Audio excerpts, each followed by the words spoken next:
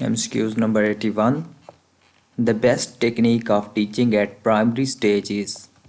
तो primary stage पे जो बेस्ट टीचिंग टेक्निक है वो है गेम टेक्निक। गेम्स के ज़रिए जो है वो टीचिंग करना, ये जो है प्राइमरी स्टेज पे बहुत अच्छा समझा जाता है या बहुत अच्छी तरह जो है वो प्रिवेल करता है।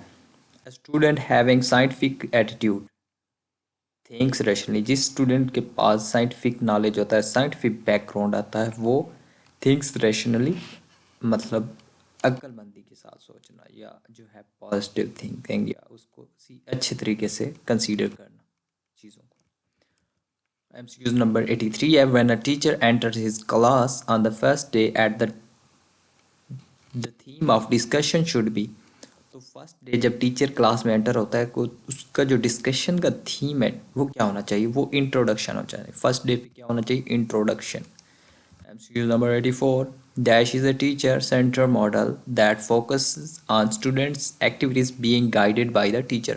कौन सा ऐसा जो है टीचर सेंटर मॉडल है जो स्टूडेंट्स की एक्टिविटीज़ पे फोकस करता है, जो कि टीचर गाइड करता है। तो डायरेक्टिव मेथड में डायरेक्टिव मॉडल जो है वो टीचर सेंटर है जिसमें स्टूडेंट एक्टिविटीज़ जो है वो टीचर के ज़रिए गाइड की जाती हैं।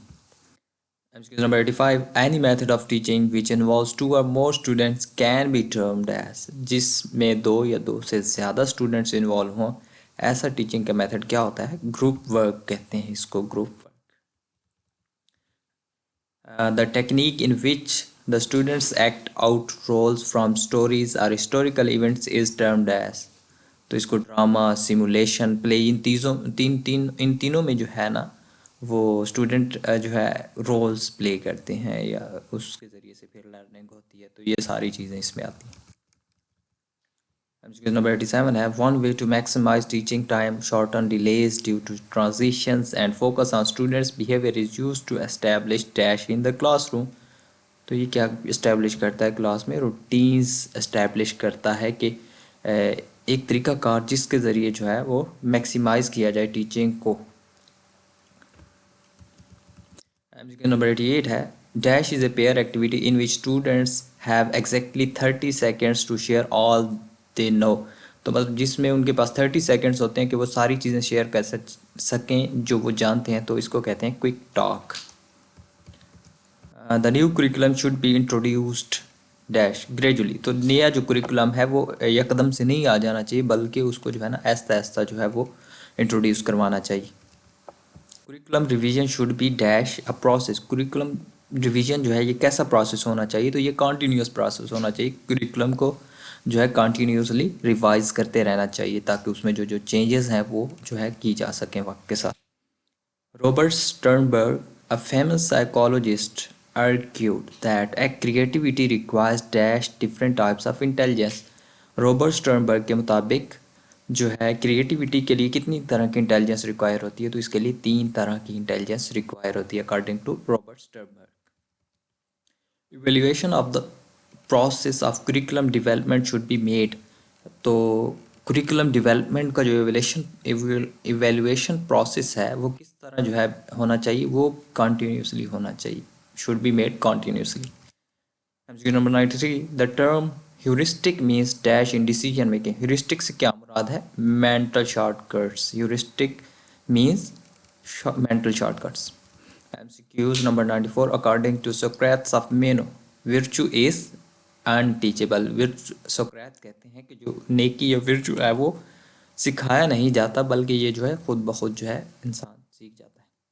The teacher should know the following thing. Teacher को क्या चीज़ें मालूम होनी चाहिए, he should know that in which field difficulty is face by the children. उसे पता होना चाहिए कि किस फील्ड में जो है वो बच्चे को प्रॉब्लम है, ये चीज़ जो है वो टीचर को पता होनी चाहिए।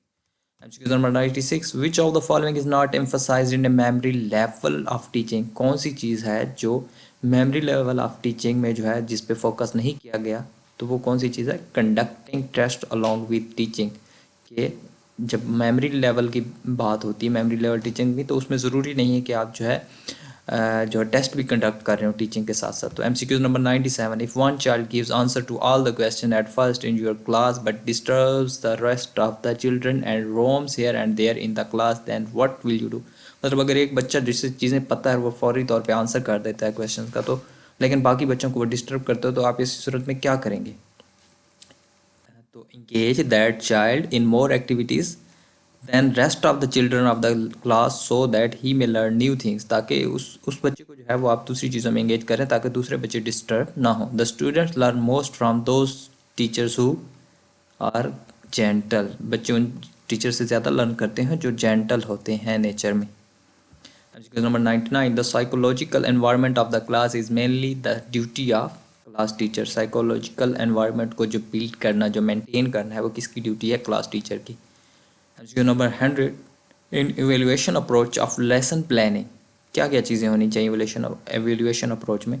Teaching strategies and material aids are mention in separate column. ठीक है, टीचिंग स्ट्रेटजीज और मटेरियल एड्स जो हैं वो जिसमें जो आपको हेल्प करने वाले हैं लेक्चर में, वो चीज़ें भी मेंशन होनी चाहिए। ऑब्जेक्टिव्स भी आपके क्लियर होने चाहिए। Activities of the teacher and pupils are mention, जो टीचर का रोल है और जो पपल्स या स्टूडेंट्स का रोल है वो भी मेंशन होना चाहिए। तो ये सारी चीज़ें जो है इवेल्यूएशन अप्रोच जो है लेसन प्लानिंग की, उसमें ये सारी चीज़ें होती हैं।